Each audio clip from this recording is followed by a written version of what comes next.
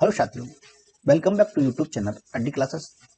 साथियों, विगत दीक्षा ऐप की निष्ठा ट्रेनिंग मॉड्यूल की भांति एक नया मॉड्यूल जो कि हमारा रहेगा कोर्स 6, ठीक है, FLN का कोर्स 6। इसकी आज हम प्रश्नोत्तरी करेंगे जिसका टाइटल है बुनियादी भाषा और साक्षरता, ठीक है। और ये जो है आपके सभी राज्यों के लिए है, ठीक है। तो चलिए शुरू करते हैं अपना आज का मॉड्यूल और उसकी प्रश्नोत्तरी। तो साथियों, आ गए हम उस प्रश्नोत्तरी पर जो हमने अभी बात की थी, निष्ठा FLN C6 बुनियादी भाषा और साक्षरता, ठीक है। तो यहाँ पर आपको मैं कोर्स में एक बार दिखा देता हूँ कि जो सर्टिफिकेट है, जैसा कि हम हर वीडियो में बात करते हैं, तो वो सर्टिफिकेट के लिए आपके लिए कुछ प्रॉपर्टीज हैं, वो पूरी करनी है आपको, और उसके बाद ही आपको सर्टिफिकेट मिलेगा।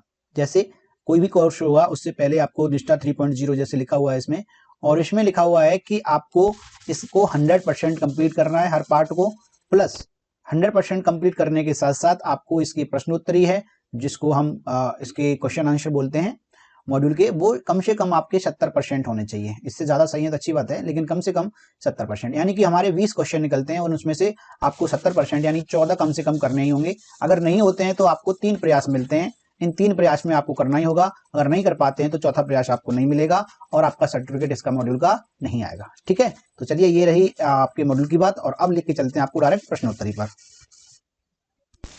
तो साथियों, देख सकते हैं ये है हमारी प्रश्नोत्तरी, और इस पर जैसे ही हम क्लिक करेंगे तो इस तरह से आपकी प्रश्नोत्तरी खुल के आएगी, ठीक है। तो 50% लोड हो चुकी है और बस, और ये 75% और 100% होते ही आपकी प्रश्नोत्तरी आपके सामने। और ये रहा आपका प्रश्नोत्तरी का पहला क्वेश्चन, ठीक है। तो सबसे पहला क्वेश्चन जो है वो है, भाषा दुनिया के बारे में बच्चों के या की को आकार देने में महत्वपूर्ण भूमिका निभाती है। तो कौन सा? रचनात्मक कौशल या विचारधारा, व्यक्तित्व या समझ। तो साथियों, इसका जो राइट आंसर है वो है ऑप्शन डी, समझ, इसका राइट आंसर है। तो चलिए अब चलते हैं अगले प्रश्न की ओर, और ये रहा आपका अगला प्रश्न। लिखने की प्रक्रिया पढ़ने के समांतर होती है, ऐसा क्यों? तो ऐसा इसलिए होता है क्योंकि दोनों ही एक दूसरे से को रिलेटेड होती हैं, अंतर संबंधित होती हैं, यानी इसका ऑप्शन बी है, यानी सेकंड, दोनों अंतर संबंधित, ये इसका राइट आंसर है। तो चलिए अब चलते हैं अगले प्रश्न की तरफ, और ये रहा आपका अगला प्रश्न।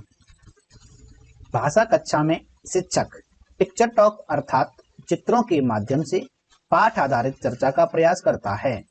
क्यों करता है? क्योंकि उसका जो राइट आंसर है साथियों, ऑप्शन बी, यह परंपरागत पाठ को पढ़ने की दिशा में एक महत्वपूर्ण कदम है। This is the right answer. और चलते हैं अगले प्रश्न की तरफ, और ये रहा आपका अगला प्रश्न। अगला क्वेश्चन ये है, सार्थक आधारभूत साक्षरता और संख्यात्मक कौशल प्राप्त करने वाले बच्चे होते हैं या रखते हैं क्या? तो इसका जो राइट आंसर है साथियों वो है आपका, सभी कक्षा में सीखने का उपयुक्त स्तर रखते हैं, ठीक है। तो option B is the right answer. तो अब चलते हैं अगले प्रश्न की तरफ, और ये रहा आपका अगला प्रश्न। अगला प्रश्न है, पढ़ने के भाषाई पहलू इन कौशलों के विकास में विश्वास करते हैं। तो इसका जो राइट आंसर है वो है आपका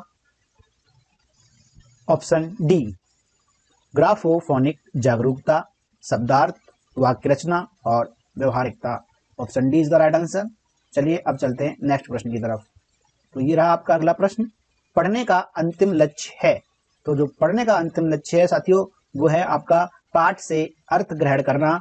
option B is the right answer. तो चलिए अब चलते हैं अगले प्रश्न की तरफ, और ये रहा आपका अगला प्रश्न। मातृभाषा बच्चों को बनने में मदद करती है। तो क्या बनने में मदद करती है? ये है इसका राइट आंसर, ऑप्शन सी, अलग सोच या विचार रखने में सक्षम। This is the right answer. चलिए अब चलते हैं अगले प्रश्न की तरफ, और ये रहा आपका अगला प्रश्न। अगला प्रश्न है, प्रभावी अधिगम के अवसरों के लिए एक शिक्षक को अवश्य प्रदान करना चाहिए। तो इसका जो राइट आंसर है साथियों वो है बच्चों द्वारा खोजबीन करने की स्वतंत्रता। This is the right answer. तो अब चलते हैं अगले प्रश्न की तरफ, और ये रहा आपका अगला प्रश्न। एक शिक्षक को बच्चों को पाठ से जोड़ने के लिए चाहिए कि वो क्या करे? तो इसका जो राइट आंसर है वो है ऑप्शन सी, उनके दैनिक जीवन से संबंधित परिचय संदर्भों पर बात करे। This is the right answer of this question. तो चलिए अब चलते हैं अगले प्रश्न की तरफ, और ये रहा आपका अगला प्रश्न। एक शिक्षक को भाषा कक्षा में बच्चों को के लिए पर्याप्त अवसर प्रदान करना चाहिए। किसके लिए? तो 4 ऑप्शन में से बेस्ट ऑप्शन है आपका ऑप्शन ए, आत्म अभिव्यक्ति के पर्याप्त अवसर देने चाहिए। This is the right answer of this question. चलिए अब चलते हैं अगले प्रश्न की तरफ, और ये रहा आपका अगला प्रश्न। अगला प्रश्न है, पढ़ने का अंतिम लक्ष्य है। तो साथियों, इन लक्ष्यों में से जो दे रखे हैं उनमें जो आपका सही उत्तर है वो है आपका ऑप्शन सी, पाठ को पढ़कर अर्थ ग्रहण करना। This is the right answer. तो चलिए अब चलते हैं अगले प्रश्न की तरफ, और ये रहा आपका अगला प्रश्न। अगला प्रश्न है, भाषा का संज्ञानात्मक पहलू किस पर केंद्रित है। तो साथियों, इसका जो राइट आंसर है वो है आपका ऑप्शन सी, मानसिक प्रक्रिया और रणनीतियों पर। This is the right answer of this question. चलिए अब चलते हैं नेक्स्ट क्वेश्चन की तरफ, और ये रहा आपका अगला प्रश्न। अगला प्रश्न है, बच्चों के लिए प्रिंट समृद्ध वातावरण अनिवार्य है क्योंकि। तो इसका जो राइट आंसर है साथियों वो है आपका यह है, समझ के साथ पढ़ने के लिए प्रेरित करता है। This is the right answer. ठीक है, तो चलिए अब चलते हैं अगले प्रश्न की तरफ, और ये रहा आपका अगला प्रश्न। एक कौशल के रूप में पढ़ने के कौशल के लिए आवश्यक है। क्या आवश्यक है?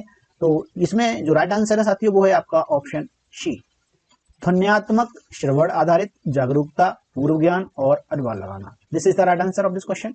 अब चलते हैं अगले प्रश्न की तरफ, और ये रहा आपका अगला प्रश्न। साक्षरता के आरंभिक वर्षों में बच्चे होते हैं। तो बच्चे जो होते हैं आरंभिक वर्षों में, वे अपने आसपास की दुनिया की खोजबीन करने के इच्छुक। ठीक है, तो this is the right answer option C. तो चलिए अब चलते हैं अगले प्रश्न की तरफ, और ये रहा आपका अगला प्रश्न। तो संयुक्त रूप से पढ़ना क्या है? तो इसका जो राइट आंसर है, जब शिक्षक के द्वारा सर्वाधिक सहायता दी जाती है। तो इसका राइट आंसर है ऑप्शन डी, लास्ट। ठीक है, तो चलिए अब चलते हैं अगले प्रश्न की तरफ, और ये रहा आपका अगला प्रश्न।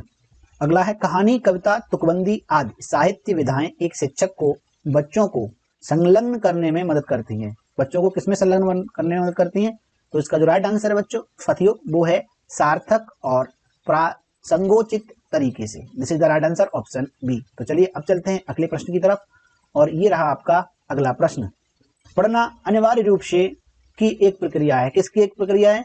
तो यह है अर्थ ग्रहण करने की, यानी ऑप्शन ए, अर्थ ग्रहण करने की प्रक्रिया, ये इसका राइट आंसर है। तो चलिए अब चलते हैं नेक्स्ट प्रश्न की तरफ, और ये रहा आपका अगला प्रश्न। अगला क्वेश्चन है, मातृभाषा है क्या है?